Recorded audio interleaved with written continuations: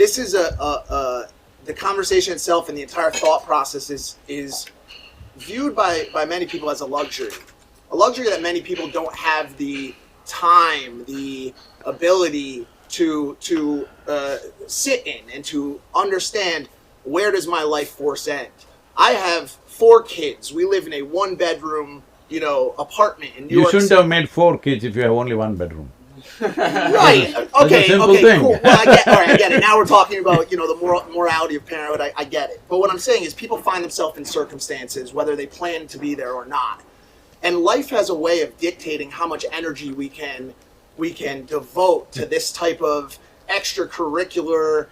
Some would call it paranormal. Some would call it, theoretical thinking. You should not. You let me should just answer not. this No, question. 1 second. You should Okay. not put labels on things that you don't understand. Perfect. You just Okay. say, right now I don't have time, I don't have energy to do that. I will come to that. Okay? Okay. But don't put names on this that this is extracurricular. It's not extracurricular.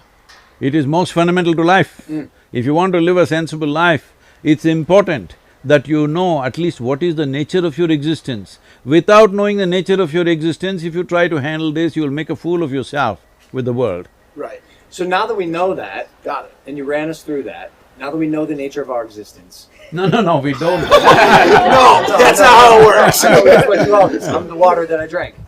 You don't come to a conclusion like that. It is opening up one possibility. This is for you to wonder, what is the nature of my existence, which he thinks is a luxury. I'm saying it's like this. You want to handle something, let's say you want to handle this camera. You know nothing about it and you handle it. What will you produce, I'm asking? It's probably some horse shit. Yeah. Yes, that's what life is for most people, that's what he's saying. Horse shit. In one room they had 5 children. Why? There's one room, you should know what to do. I'm with you. I guess my question is, if I go to the grocery store, right, and I get to the register and I'm buying my lettuce and all of my organic vegetables, I get to the register and they say, that'll be $62.50. No, and I explain to this them, organic vegetable and all is too extracurricular, just buy it in Walmart. Okay, so I'm at the Walmart counter and they ask me for $62 and I say, but I have found out the fundamental principles of life and I have a life force that exists in between my hands when I rub them together. What I'm getting at is, how do you enthrall and ignite the masses to take part in this conversation about what life means? That's where I was trying to get to with this whole question. That's what I was taking the long route. I want you to understand, you're dismissing a whole lot of human beings as masses. There are no masses, there are individual human beings everywhere.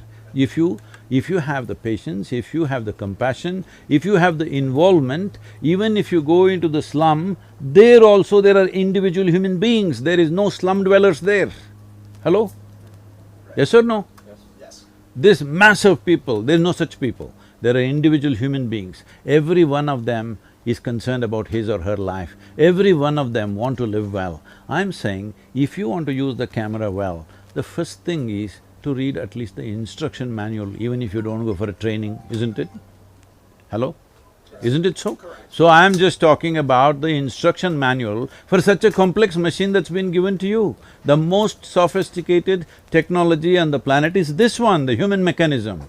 Without knowing a thing about it, if you think you can handle it well, you cannot.